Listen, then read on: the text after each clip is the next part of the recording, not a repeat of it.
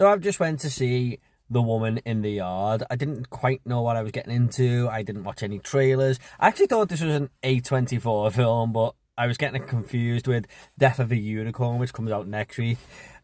It was actually a Blumhouse movie. So when I found that out, I was kind of like, oh, I don't know.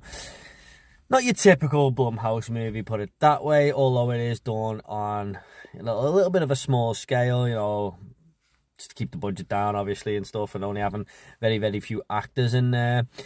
But I was really enjoying this movie. It's about this woman who just comes and sits on this family's yard, and the family have recently lost the father, or the husband, if you like, of this woman and her two children, and this one won't leave.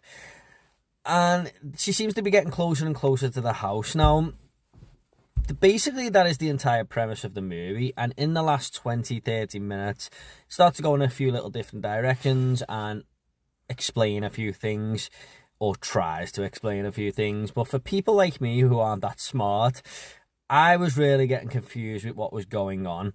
And I had to look up an interpretation of, just before doing this video, an ending explained, where someone said what had happened, and I was like, okay, that's actually quite clever the way it plays out, but while the movie was playing, I didn't quite get it.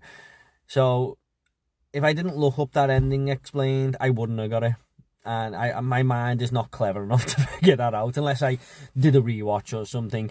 So yeah, mixed feelings on this one. There was a lot to like. It was kind of creepy at times, but overall, I think it was just trying to ask a lot of the average audience member. And you know, I go and see a lot of movies, but even I was confused with this damn thing. So yeah, it plays on grief, it plays on depression, lots of dull, touchy subjects, really.